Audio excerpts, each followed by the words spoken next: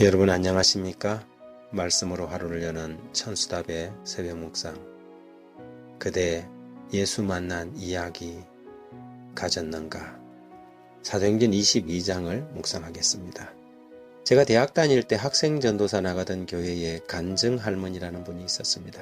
제가 왜 그분을 간증 할머니라고 말하느냐 하면 교회만 있으면 자신이 예수님을 만난 이야기를 해서 그분이 예수님을 만난 이야기를 저는 수도 없이 들었기 때문입니다. 그런데 그 할머니는 이야기를 할 때마다 저에게 마치 그 이야기를 처음 하듯 얼마나 진지하고 재미있게 하는지 들을 때마다 감동이 되었지요. 시골에서 서울로 올라와 남의 집에서 일하며 고생하던 이야기, 그러다가 예수님을 믿게 되고 그를 몰라서 성경책을 읽고 싶어서 눈물로 산기도를 가서 기도하던 이야기, 그러다 예수님을 개인적으로 체험하며 글도 알게 되고 매일매일 성경을 읽으며 그 받은 감동들을 만나는 사람들에게 간증하고 계셨지요. 그런데 그 감동 할머니를 오늘 우리는 성경 사도행전에서 다시 만나는 것 같습니다.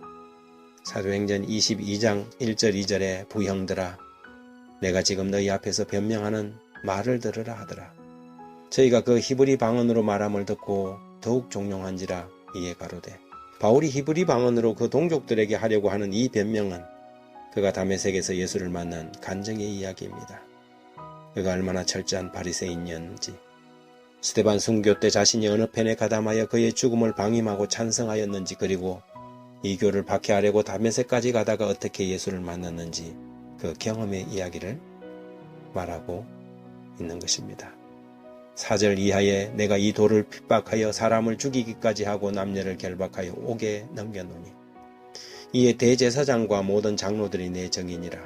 또 내가 저희에게 다메섹의 형제들에게 가는 공문을 받아가지고 거기 있는 자들도 결박하여 예루살렘으로 끌어다가 형벌받게 하려고 가더니 가는데 다메섹에 가까워왔을 때 오정쯤 되어 호련히 하늘로서 큰 빛이 나를 둘러 비치매 내가 땅에 엎드러져 들으니 소리가 있어 가로되 사울아 사울아 내가 왜 나를 핍박하느냐 하시거늘 내가 대답하였되 주여 니시오니까 하니 가라사대 나는 내가 핍박하는 나사렛 예수라 하시더라.